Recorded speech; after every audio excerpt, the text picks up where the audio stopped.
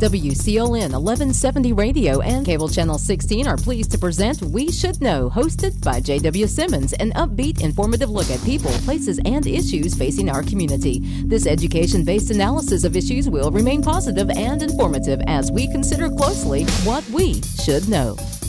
Ladies and gentlemen, welcome back. We Should Know is on there. We're coming to you from Star Communications Channel 16, WCLN Radio, each and every week at 2:30. There's also summation in the local newspaper. We hope you are having a great week this week. We've had a number of shows that we've talked about issues that is facing the community and facing the state of North Carolina. A person that's in a position to have not only history in understanding what this state has faced, but he's also in a position that is espoused to be by a number of folks to be the second only to the state governor as its responsibilities, and that's the state treasurer, Dale Folwell. Treasurer Folwell, thank you for taking time to talk to us today. Well, it's great to be with you again, JW, and hello to all my friends down in Sampson County and surrounding counties. Absolutely. I want to kind of give folks a brief introduction. You have had an interesting background in which you've served in the North Carolina House of Representatives from 2004 to 2012. You were Speaker Pro Tem in the North Carolina House of Representatives in 2012. You actually were a candidate for Lieutenant Governor in 2012. And your background is such that you've touched a lot of people's lives. But when I look at the position that you hold now, back in 2016, an article I ran on talked about it from the sense of not only who you were, but it said that you'd been everything from a trash collector to a mechanic to a CPA, a lawmaker, and now the treasurer of the state of North Carolina, who was referred to in a book written by Harlan Bowles that you referenced, the keeper of the public purse. And you quoted a quote, and I'll leverage to you after this. The state of North Carolina's treasurer has more constitutional statutory responsibilities and duties, he says, than any other elected official in the state except the governor. And I will give you the microphone now to speak to us a little bit about your journey, how you got to be the state treasurer. I know you've been through COVID-19. You put a horrible time in the hospital. You faced the loss of a child. Let's talk about you and your journey and start with some of those things that probably folks may didn't know about you. Well, thank you, JW. You know, I suspect over the next few minutes, this is going to be very similar to what's written on Jim Valvano's headstone at the Oakwood Cemetery, and that is literally, it's printed on there. Every day you should laugh a little, cry a little, and I'll do that over the next few minutes, JW. I am, in some respects, after you read my biography, I'm the least likely person to ever be the keeper of the public purse. I say that because I've got a third of my life was in the blue collar world, where I was a garbage collector for nearly 2 years on a rural garbage route. And, you know, JW, people look at me from time to time and say, do you lift weights? Or did you ever lift weights? And I said, not the kind you think of. The kind of weight I lifted was, you know, rolling garbage barrels down rural roads and then throwing them 9 feet up in the air. And had extensive motorcycle mechanic career. And, you know, so when I give your listeners and viewers this information, it's important for them to realize that hope, the joy of achievement, and surrounding yourself with people who expect the best from you, but they want the best for you, is the only way that you're going to have upward mobility in your life, along with integrity. You know, I'm a pure example of the fact that the world will help you obtain your ability. And the world can help you a little bit with your passion, but the world's never going to be able to help you with your integrity. And you could be really good at passion and ability, JW, but if you don't have integrity, eventually you will not matter. So that's very important. And I'm standing on the shoulders of a lot of people who guided me along. Your journey with and of course one of the things that we can talk about here is COVID-19. It's one of those things that you can't escape a news cycle. You can't escape a day without hearing that. But you faced COVID-19 on a very personal and should I say visceral level. And tell us a little bit about that, because you were, from what I've heard from you and from what I've read, you were considered one of those folks that was not typical. You had this thing and didn't really know it, and it flared up. Tell us how that happened.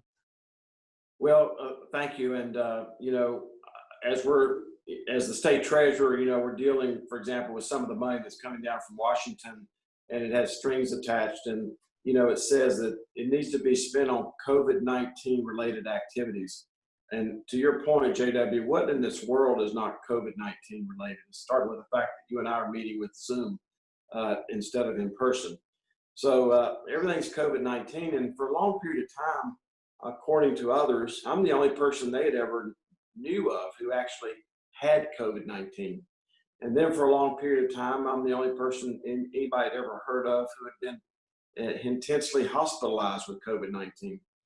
And then for a long period of time, I was the only person they'd ever heard of over the age of 60 with an A blood type who walked out of the hospital with COVID-19. So it's been, in the words of the Jamie Johnson song of several years ago, a great country music song called "You Should Have Seen It in Color." And to remind your viewers and listeners, it was a story about a guy who lived through the Depression, lived through World War II, married the love of his life, lost his spouse, was dealing with grief, and he was thumbing through a photo album, and the song goes, "You should have seen this in color. You should have seen the Depression or World War II in color." And I've seen COVID-19 in color. And to your point, I was what they call asymptomatic. And what I'm getting ready to say in a biblical way is true yesterday and true today. And I hope it's going to be true tomorrow. But I've never had a fever, never had a headache, never had shortness of breath, never had loss of taste, never had loss of smell, and never had GI issues. And those are the symptoms that people normally relate with COVID-19. Mm-hmm. But ultimately, when I was tested, and I was on an oxygen meter, and they took an X-ray, my chest X-ray was as white as the shirt that you're wearing. You could barely even see the outline of where the heart and the diaphragm are. So even though I had none of those symptoms, my body was rejecting oxygen, the very thing that you and I are taking for granted right now. That was somewhat traumatic, not only to you, but I think you indicated that there was a point in time that your kind of personality is one that drives hard. And when you mentioned to your wife that you needed to go to the hospital, it was a kind of a poignant moment itself. Well, I know the men in Clinton and Sampson County and surrounding counties. I'm sure they're not quite as hard-headed as I am when it comes to taking themselves to the doctor. But, taking yourself to the emergency room is like a step beyond what most men would ever do. I had this chest X-ray on Friday. My doctor asked me if I had an oxygen meter. And as you know, I've been racing motorcycles competitively for 45 years. I just retired last year. And I can tell you, when you race in the premier racing series in the United States, dirt bike racing, the races are 2 hours long, and you're on the track with 600 people whose average age is 22. When you're driving to Binghamton, New York, or Crawfordsville, Indiana, or when you're traveling to Beckley, West Virginia, you better have something in your truck that gives you some indication that you're in good enough shape to drive back. So I have an oxygen meter, and the doctor basically said, if your oxygen level falls below 88, you need to take yourself to the hospital immediately.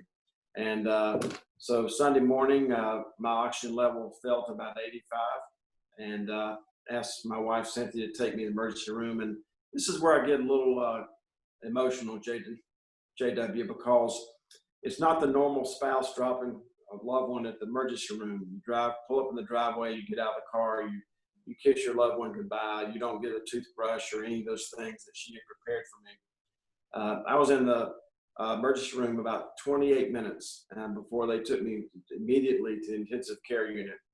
And I was there for the first day, and the first day they actually turned my bed around because I'm an analytical person, and I was analyzing all the screens and all the gadgets in the intensive care unit. And they turned it around because they felt like that was increasing my anxiety and reducing my oxygen level. So they pointed me looking out the door, and this happened over Sunday and Monday. And Monday, they just increased the units of oxygen that they were giving me from 0 and to 1 to 2 to 3 to 4 to 5 to 6 to 7. Once you get up above 8, you're getting into the protocol territory of being having to be put on a ventilator. And I knew that my odds of walking out of the hospital after being ventilated were pretty small. And so I got some sleep on Monday night, and at 2 o'clock in the morning, I woke from this dead sleep and looked out my room, since I'm facing out toward the hall now. And I noticed a lot of activity going on, and all I could think about was the movie Shawshank Redemption and Timothy Robbins, when Timothy Robbins says to Morgan Freeman, "It's best get on with living or get on with dying." And from that very moment, I said that I had to have a monastic approach to my breathing if I intended to walk out of here. And that is breathing in as if I'm breathing in a bouquet of beautiful roses, and exhaling so slowly that I intended to blow out 62 birthday candles on my next birthday. And that, with the fact that when you're in that situation, you realize there's a difference between being religious and being spiritual. At that point, I was very spiritual, and the holding of the hands by the caregivers, that's what has put me in a position to visit with you today. We're going to, I want to continue this conversation when we come back from break, because I want folks to get to know the treasurer, but we're going to take a quick break. And ladies and gentlemen, call a friend, stay tuned. We're talking to the state treasurer of North Carolina, Dale Folwell, and we'll be back in one moment. Stay tuned. Experiencing slow internet? If you have a fast internet package, the problem is most likely your wireless router. With more devices using Wi-Fi, your wireless router may not be able to deliver the speed and coverage you need. We now have the leading solution to enhance your internet experience. Using small devices in a mesh network, these Wi-Fi appliances cover just about any size home, so that all your devices can operate to their fullest potential. Whole home Wi-Fi from Star Communications. Get the most out of your internet connection. Ladies and gentlemen, welcome back. Thank you for being with us today. I want to remind you, you're watching We Should Know. We Should Know comes to you each and every week. My name is JW Simmons. We've been now going on here. Coming up August will be 10 years for this show. Each and every week, bringing you a different person. Information, education is our mantra. Meeting people that maybe you would not get to meet, except sometimes personally on this show. You might get a soundbite somewhere else, but we want you to know who we're talking to and know the importance of the person we're talking to. None other today than importance is Dale Folwell, the treasurer of the state of North Carolina. Again, the keeper of the purse. Dale, in the first segment, we talked a bit about some of the things you do, and I'm so glad you mentioned your journey with COVID-19. The other thing I was glad you mentioned was that you're an avid motorcycle rider, and I can identify with you on that aspect. I cannot identify with you on racing motorcycles, something I'm not interested in. And the older I get, the more I'm wondering, do I need to be on the road with one anyway? But it is interesting to look at that journey and see how each piece of that touches the population of people that we talk to. One of the things we hadn't got into, and I want you to touch on that as we go into this second segment, the tragedy of losing a child. When I read about that and I looked at that journey, it touched you in many ways. And I appreciate you so much agreeing to speak to that. Well, thank you, JW. Parents who have lost a child is a very small universe, and for your viewers and listeners who have experienced this, they can identify with the fact you never get over it. You just get through it. And it's something that really takes your breath. As a minister once said to me, and I preface it by saying minister after you hear what I'm going to say. He said, "It all sucketh." That's SUCKETH. It all sucks when you lose a child, and people lose children for many reasons, and they all sucketh actually. And as I said earlier, you don't get over it. You just get through it. Our son, his name was Dalton, and this happened over 20 years ago. He was excited about finishing out the school year, and he went to board a school bus on a quiet residential road, and the lady coming in the other direction did not know what a stop arm was at all, and just blew right through the stop arm. And he was amazing. And I'm reminded on these 100-degree days, JW, he was so literal. Can't imagine that, but he was so literal and analytical. And one time when he was 5 years old, on a day like this, he put his overcoat on, and he came back in, and my mother-in-law, his grandmother, was in the house, and she looked at him and she said, "Dalton, are you cold?" And he said, "No, Grandma, I have a coat on." It's in 100-degree weather. That's just the way he approached things, and I miss him so much, and not just him, but the effect it had on our other remaining children, and obviously my wife. And she's one of these women, JW, that's like so many women that are in your audience when you go through something like this. Still today, she's crying inside while trying to make others laugh. And, Dale, our prayers are with you and Cynthia and your family as you continue to go through this journey. Yeah, and like I said, only women have the all around personality to be crying inside while making others laugh at the same time. And so I appreciate it. And as I said earlier, people lose children for all kinds of reasons, but they all sucketh. Well, thank you for taking on this challenge of being the state treasurer in North Carolina. With all that you have gone through, certainly there's a spiritual sense that you have been prepared for a greater task.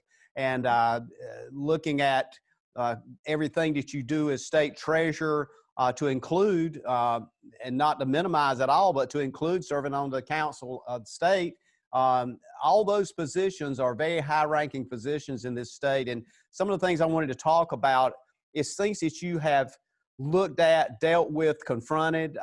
One of them early on, you were looking at the state health plan. You've looked at things that relate to things that deal not only with money, but deals with money that is actually owned by the people of the state of North Carolina, the folks that owes taxes.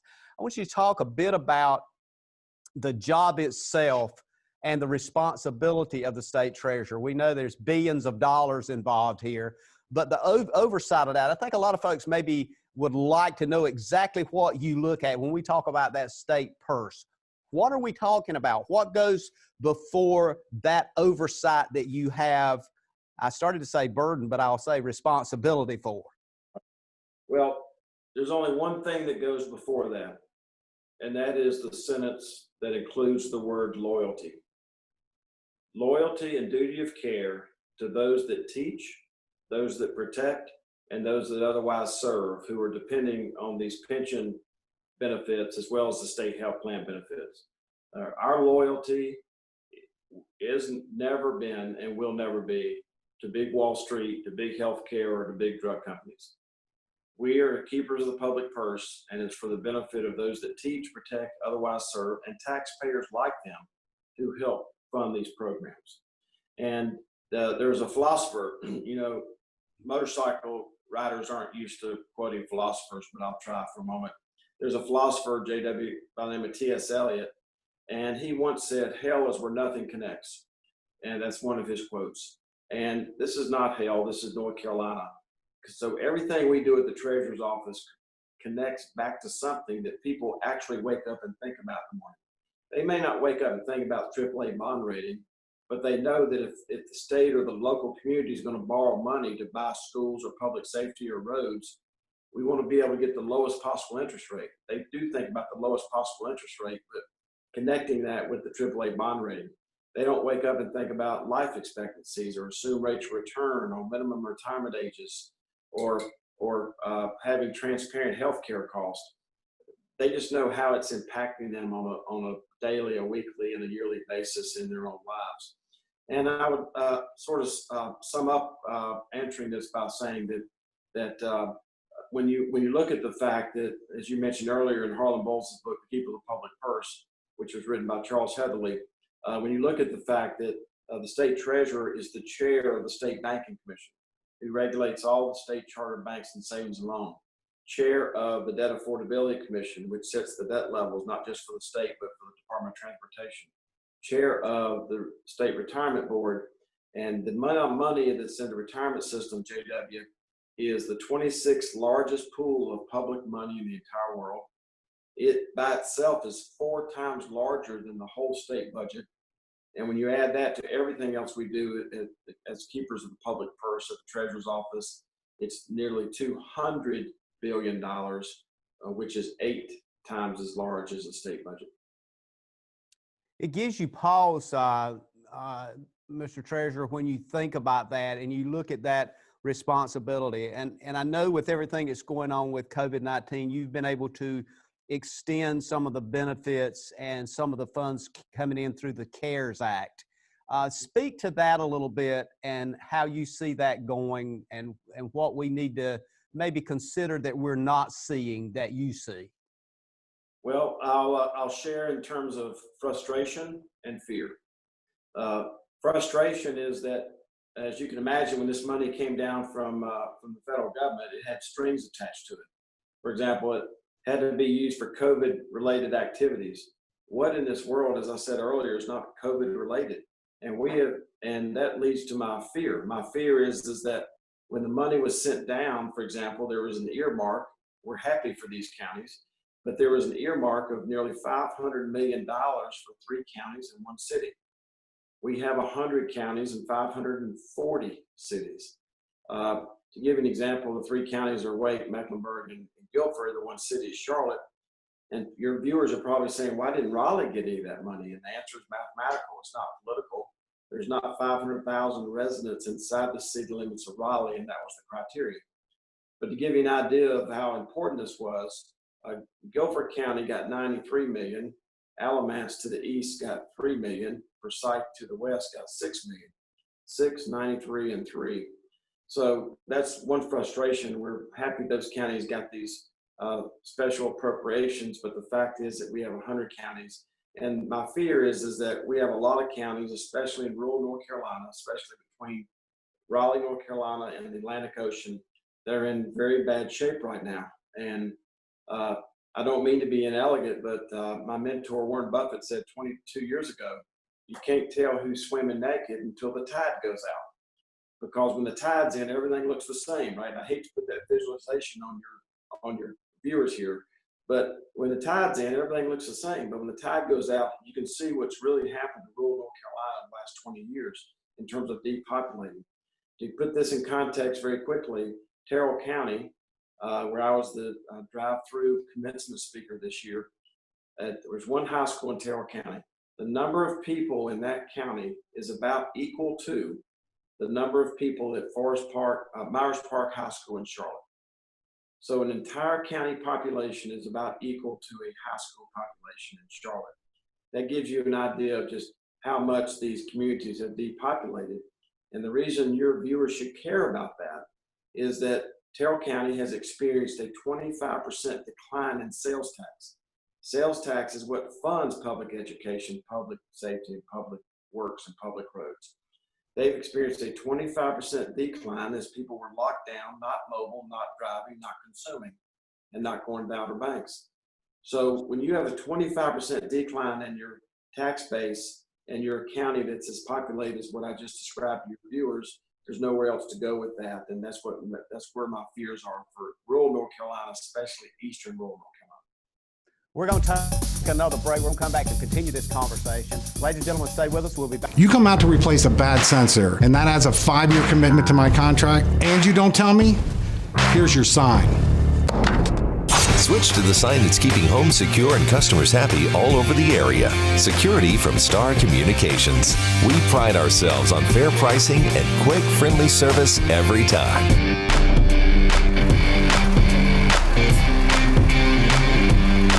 Somebody trying to break into this place? Security from Star Communications. Ladies and gentlemen, welcome back. Thank you for being with us. We Should Know is on the air. My name is JW Simmons. Remember, you can reach us by simply emailing us at weshouldknowedu@gmail.com. We Should Know EDU, all one letters pushed together at gmail.com. And we'll try to respond to that email. Sometimes you give us suggestions, comments about shows we've had. And we always look forward to hearing from people that listen to the show each and every week. It comes to you from Star Communications, Channel 16, WCLN Radio on Tuesdays, 2:30 to 3:30. It's also uploaded to YouTube. And you can pick it up about a week later after airing and see it anywhere in the world. So we look forward to your continued patronage of this show. Today we've been talking to Dale Folwell, the state treasurer. He's a graduate of the University of North Carolina at Greensboro with a Bachelor of Science in Accounting.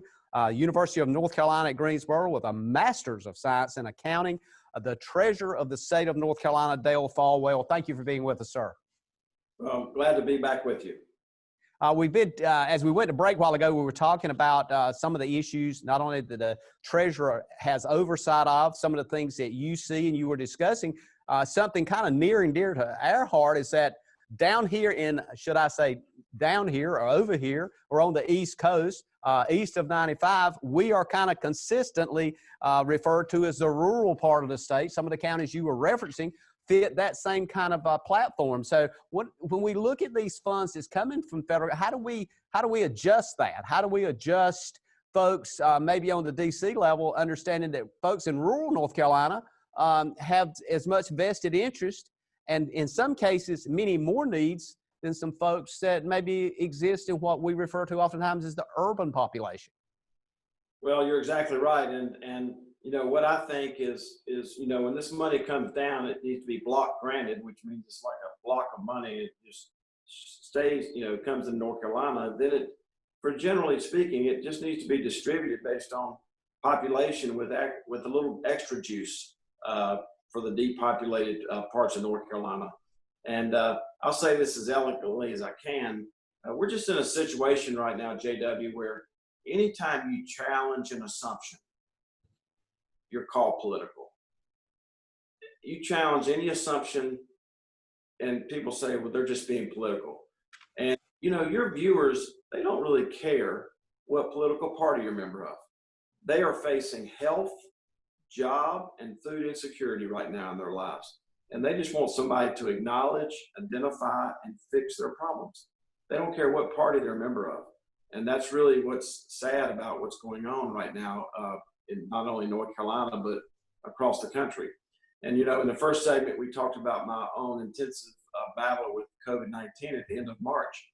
Just imagine what people were saying about COVID-19. And this may end up being totally true, but it's an attack of your respiratory system. Well, now a lot of really smart people are saying this may have been a vascular problem all along.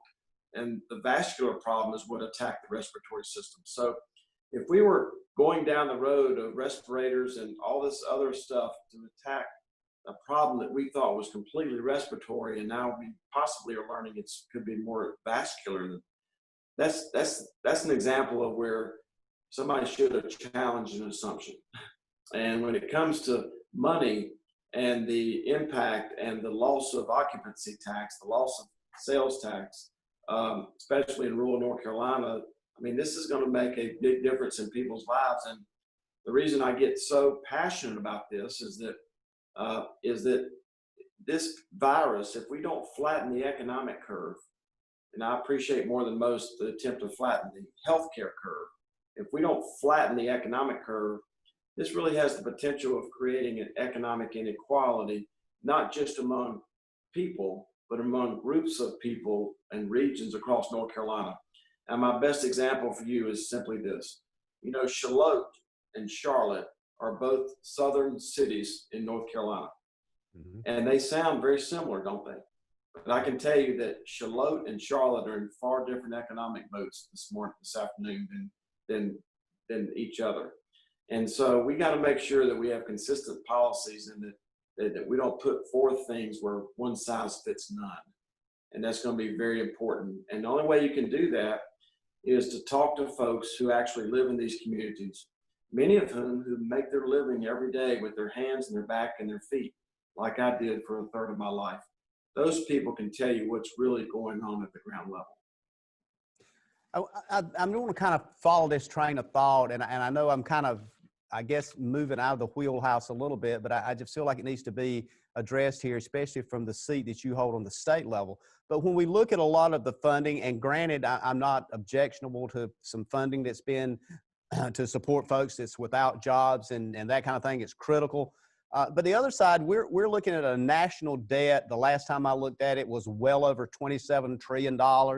We're looking at continuing to add that. Some of those that purvey doing additional things, politicians that you probably are familiar with, are talking in terms of $2 trillion for doing alternative energy sources. We're talking another big $1 trillion for additional funds to be paid.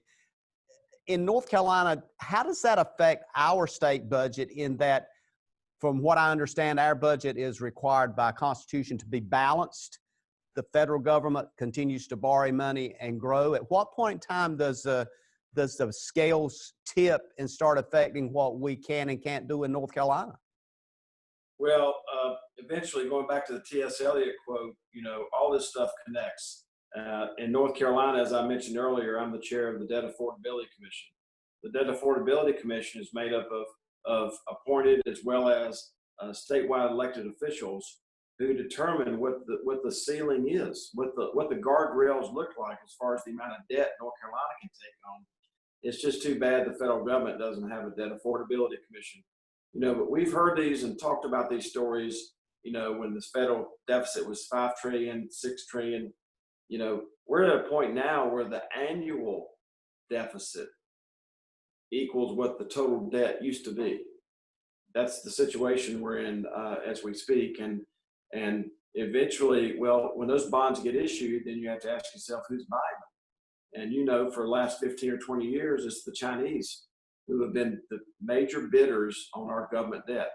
So the very people who have some responsibility for what's happened, especially in rural North Carolina, as far as jobs are concerned, a group of, forgetting about COVID for a moment, but, you know, a country who is actually rewarding the behavior by buying the debt that we're issuing and are putting ourselves in this situation. And you're exactly right. North Carolina is not in that situation because, especially over the last 10 years, we've been conservatively managed. Our pension plan is, for many of your viewers and listeners, those that taught, protected, or otherwise served at the local, city, county, and state level, our pension plan is one of the best funded in the United States. Our pension plan is nearly 88% funded. The South Carolina pension plan is only 55% funded. The Alabama system is only 64% funded. One of the Kentucky teacher retirement systems is only 33% funded. So it's not just the state budget, it's how these other kinds of things like the pension plan, the health plan, the unemployment trust fund, which is funded by businesses, all that shows up in the way that we have one of the coveted triple A bond ratings in the United States. And that allows us, when we do have to borrow money, that we are able to do it at the lowest possible interest rates. How do you get folks to understand that when we look at that national debt and we do the math on that national debt and it equates the result of that math to what each person owes in this country, that ultimately we as citizens are responsible, that it's not something that I think there's some sense that maybe we can just print money and it'll go away. That can get very diluted, can it not? Well, there's only 3 ways to get rid of debt. Pay it off, default on it, don't pay it at all, or inflate it away. where the value of the dollar that's in your wallet right now loses value because of inflation. And, those last two options to me for a country, called the United States of America shouldn't even be an option. So, this is something I've been, concerned about for a very long period of time. And that's why we are so focused at the North Carolina Treasurer's Office, even with $200 billion. I mean, we watch the pennies and the paper clips. And when you watch the pennies and the paper clips, everything else sort of takes care of itself. And I just wish there were more of that happening at the federal level. This is, I think, going forward, a conversation that's going to be held more and more in looking at asset and asset value, looking at debt ownership, who owns that debt. Ultimately, that really determines who the power players are in the world. Oftentimes, I think we get confused that for some way in thinking that the government can just do whatever it wants financially, but it has to depend on some sense of income. And you alluded to that a while ago with taxes. Right.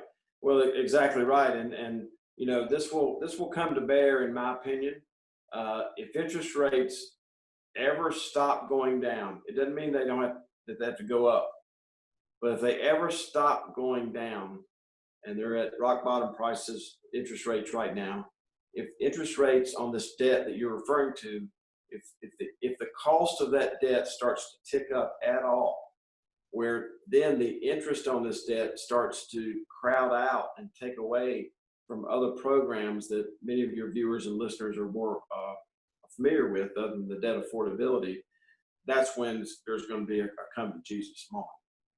And those are the kinds of things when I look at that debt, as I recall, and again, this is off the top of my head, somebody can check me on this on the national debt clock, but I think it was like $986 billion, an increase in just the debt.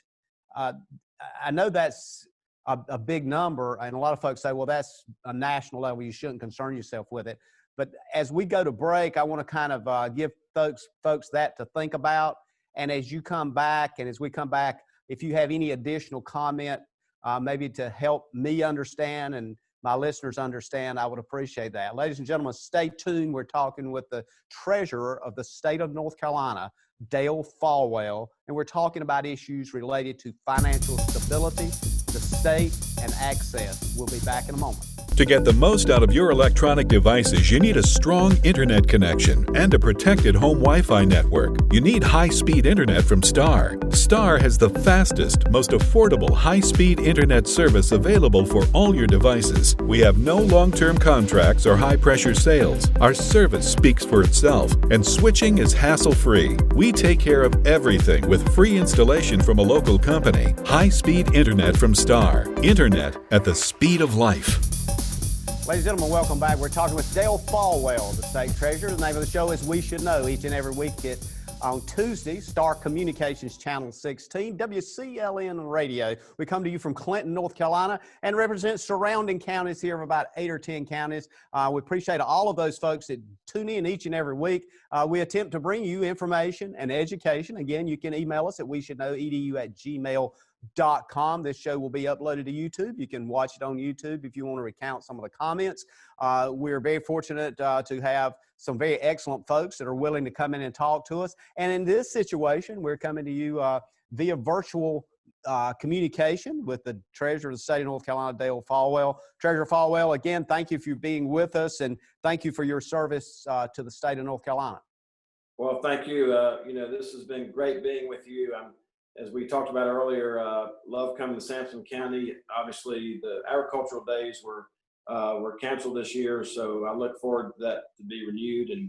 And your show is so energizing. I know Jason's daughter just got a 1-year-old puppy, and I just feel like when you and I get together on this show, it's like 2 1-year-old puppies.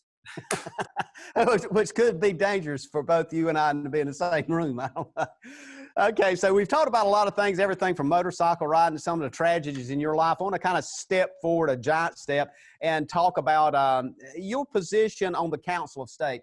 I want folks to kind of understand what that is. You serve, as you've already mentioned, on a number of and chair a number of committees, but the Council of State is, should I say, beyond that in the sense that it is a much more in-depth and high-level meeting.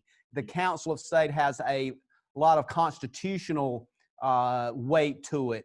Recently, just in fact in this month, there's been kind of a dust-up as it relates to the governor of the state of North Carolina, as it relates to approval or recognition of the Council of State. Help us understand what's going on with that. And it kind of gets back a bit to your commentary about business and opening business, and as it relates to also the health and so forth of folks in the state. Well, the Council of State is made up of 10 constitutionally statewide elected officials. So we have 10 million citizens, we have 10 members of the Council of State, and sort of going around the room, governor, lieutenant governor, state auditor, insurance commissioner, attorney general, superintendent of public instruction, secretary of state, labor commissioner, the agriculture commissioner, and myself. And we are supposed to come together and talk about important issues that are facing our state. And there's never been a more important issue than how we are going to flatten the economic curve of North Carolina while focusing on the sick, at the same time not punishing the healthy. The dust up really comes from the fact that the Council of State, A, needs to have more transparency so that these decisions aren't made in secret. B, they need to have more data. C, the policies that come out of the Council of State, even if they're the governor's policies, if he wants advice, need to be consistent. My fear is that especially with businesses across North Carolina, we're starting to lose their confidence in the fact that there's some businesses look down the road and said, why is that person able to open, but I'm not? So the Council of State needs to be speaking with consistent policies about how to do this. But more importantly, which is what I mentioned earlier, we have to be able to challenge assumptions. You know, just look to my right in the Council of State meetings is where the Secretary of Agriculture, Steve Troxler, you know, and next to the U.S. Agriculture Commissioner, I don't know of anybody that I would trust more on issues about the food supply than I would Steve Troxler, or no one I would trust more about what's happening in the labor market and unemployment than Cherie Berry, the Secretary of Labor. So my point is that there's a wealth of information. Just taking myself and the Treasurer's office off that table for a moment. There's such a wealth of information, like with the Superintendent of Public Instruction about when and how we're going to open up public schools. I mean, these are such important issues, and unfortunately, every time that we try to make an assumption or try to challenge an assumption, it's called political. But more importantly, we're not allowed to meet in person. And my comment to that is, if you can put 20 people on a school bus, why can't you put 10 of us in a room with 500 square feet? And the reason is that I think when we meet in person, we get a better outcome. But more importantly, you can't just adjourn the meeting by hitting a button and say we're adjourned. I mean, I can't think of any meeting with all the responsibilities that you've talked about in earlier segments that the state treasurer has. I can't think of any meeting that would ever come up on my calendar that would be more important than a discussion between all these constitutionally elected people about how to flatten the economic curve. I think that is important. And along with that, a lot of these issues that I see in news releases that you've been engaged in, and I'll toss another one on the table, which kind of steps away from that, but in which you recalled or asked the governor to recall or replace the North Carolina Department of Transportation Secretary James Trogdon. And because people, I think, are getting this kind of maybe wrong perception, but you're looking at it from what I can understand, typically from a budgetary point of view, typically from expenditure and cost analysis. Tell us how that came about and why you got involved in it. Well, the reason is that the Department of Transportation has billions of dollars worth of debt outstanding. That debt gets issued with an approval of the State and Local Government Commission. And when we have given a thumbs up to billions of dollars worth of debt, and they're coming back to us to borrow more hundreds of millions of dollars worth of debt, we need to be able to rely on the numbers that were given to us. And what we now know, because I talked about this 20 months ago, and what we now know, the auditor has now come out with her report 7 weeks ago. So we look at this as a bookends. What we now know is the Department of Transportation for almost 2.5 years has been writing checks they couldn't cash. They've been overspending their budget by billions of dollars. And just in the last 2 years, the Highway Trust Fund, the middle word there is trust, the Highway Trust Fund has been almost completely wiped out. JW, that Highway Trust Fund has never been touched very much in 15 years. And in 24 months is almost completely wiped out. And this is a discredit to the road users, the taxpayers, the road vendors who have a whole industry that's built on repairing and replacing roads and bridges across North Carolina. I mean, this is a violation to all of those groups and taxpayers like them. So really what all I asked for is for the DOT secretary to be removed, and he is gone, but also for the operations, the budgetary operations of the Department of Transportation to be transferred over to another branch that also reports to the governor, OSBM, Office of State Management Budget. So my point of saying that to you is that we need to get the financial condition of DOT in check, because now the state auditor came out 2 weeks ago again and said that the DOT illegally paid $39 million increase in salaries last year. $39 million. Well, of course, it's not just $39 million for all the public servants. It's the pension obligation that went along with those salary increases. So now we've done an actuarial study and shows that these $39 million, when they were already broke, $39 million of increased salaries is producing $180 million in pension liability. So that's just another example of them being tone deaf. I look forward to working with the Secretary of Transportation to get a stable and solvent and sustainable DOT that the road contractors and the taxpayers and the road using public have been accustomed to. I thank you for that, and that kind of helps sum up an area of, I guess, misunderstanding and commentary as it relates to that area. But there's many different areas that touch on, and you don't see the backdoor approach, as you mentioned, as it relates to folks that's retiring. It just increases that responsibility, which is also a debt load on those folks that's already retired, the retirees, and they may not think about that. Certainly you brought it to light. I want to give you about a minute here. We're kind of, as you know, coming to closure of the show, but I want to give you at least a minute or so to just kind of sum up and anything that we've missed that you feel like the public needs to know about. Well, I would just say that even though Sampson County is not too far away from Raleigh, tell your viewers that, you know, we have some parts of North Carolina where the citizens live closer to 4 other state capitals than they do their own. Out in the western part of North Carolina, they literally live closer to 4 other state capitals than they do Raleigh. So I just appreciate your sponsors and you and Jason and the other folks involved in this show for allowing us to bring this valuable information to you. And if people want more information about everything we've talked about, they go to nctreasurer.com.